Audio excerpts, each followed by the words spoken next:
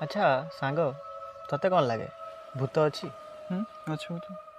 ଅଛି ଭୂତ? ହଁ କୋଉଠି ଦେଖିଦେଲୁ ତୁ ଭୂତ ଅଛି? ମୋ ଗାଁରେ ଯୋଉ ବର ଗଛ ଅଛି ହଁ ସେଇଠି ଭୂତ ଅଛି। ସେଇଠି ଭୂତ ଅଛି? କିଏ କହିଲା ତୋତେ ସେଇଠି ଭୂତ ଅଛି? ରାହୁଲ ବୋଲି ଗୋଟେ ପିଲାଟା ଥାଏ, ଗାଁ ମଝିରେ ତା ଘର। ଯେତେବେଳେ ଟିକଟକ୍ ଚାଲିଥାଏ ସେ ଟିକଟକ୍ କରୁଥାଏ, ଆଉ ସିଏ ମଧ୍ୟ ଫେମସ୍ ଥାଏ ବହୁତ। ଆଚ୍ଛା ସେଇଠୁ ସବୁ କିଛି ଠିକ୍ ଠାକ୍ ଥାଏ, ଭିଡ଼ିଓ ଚାଲୁଥାଏ।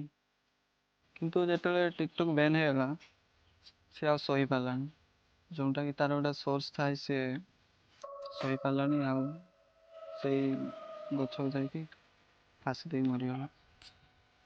ଯିଏ ମରିଗଲା ନା ଭାଇ ସେ ପଳେଇଗଲା। ଭୂତ ଭୂତ କିଛି ନଥାଏ, ସେଟା ହେଲା ମନର ଭୟ। ତୁ କହୁଛୁ ଭୂତ ନାହିଁ ତ ସେଠି? ନା ନାହିଁ, ଜମା ନାହିଁ, ଭୂତ ଏ ଦୁନିଆରୁ ହିଁ ନାହିଁ। ହଉ ତୁ ଶୁଣ, ତୁ ମୋ ସହିତ ଆଜି ଯିବୁ ରାତିରେ, ହଉ। ସେଇ ଜାଗାକୁ ଯିବା। ସେଇ ବରଗଛରେ ଗୋଟେ କଣ୍ଟା ମାରା ହେଇଛି। କି କଣ୍ଟା? ସେଇ କଣ୍ଟା ଦ୍ୱାରା ସେ ବନ୍ଦୀ ହେଇକି ଅଛି। ବନ୍ଦି ନା ମୋ ହଉ ହଉ ତୁ ବେଟ୍ ବନ୍ଦି ଲଗା। ଅଛି। ସତ କଣ ଯିବା, ବେଟ୍? ତୁ ରାତିରେ ଯିବା। ତୁ ସେଇଠି କଣ୍ଟାଟାକୁ ଉପଡେଇବୁ, ମୁଁ ଦୂରରେ ଉପଡେଇକି ରହିବି। ତାକୁ ଚୂନା ହଁ। କରିଦେବି ତାକୁ। ଠିକ ଅଛି ଭାଇ।